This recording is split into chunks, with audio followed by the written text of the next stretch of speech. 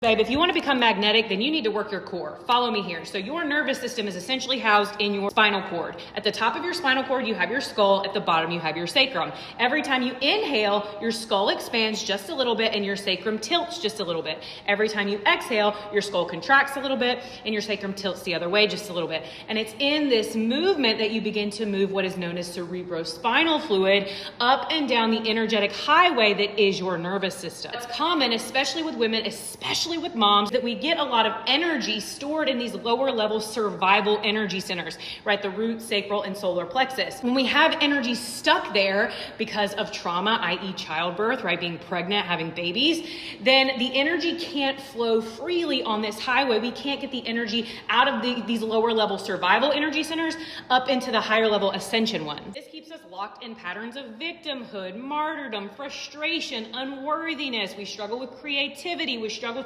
with just feeling secure in who we are and that sense of identity. It's because of this stagnation in these lower level energy centers, we're just stuck in constant survival mode. So we need to begin to move that energy up. We need to free it from these lower level energy centers so it can come up and then we can experience higher levels of experience. So what does this look like tangibly? It looks like engaging that movement that's already happening. It's already moving the cerebrospinal fluid. It looks like moving it more intentionally, engaging what's known as mula bandha, or the root, that root lock. So your perineum, and then your lower level abdominals and your upper abdominals. It's engaging those intentionally while also envisioning the crown, or even the chakra that exists just above the crown, right? So we're intentionally engaging these energy centers, encouraging the energy to release, to loosen, while also strengthening those energy centers, right? Which are naturally weakened in the process of having babies, right? So we're strengthening these energy centers. We're freeing up stuck and stagnant energy. We're encouraging the flow of energy along the energetic pathway,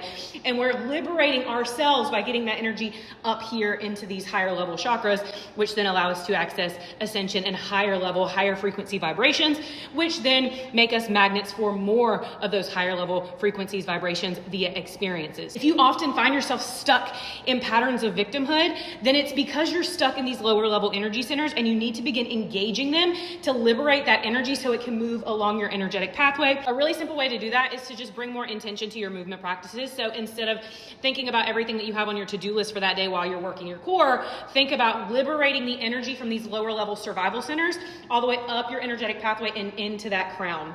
Literally envision your crown like lighting up as you move the energy up that highway. That's kind of how this works, babe. It's mind, but it's also body. So learn how to work within the context of both of them. Learn how to use your hardware and your software to liberate yourself and experience the life that you desire.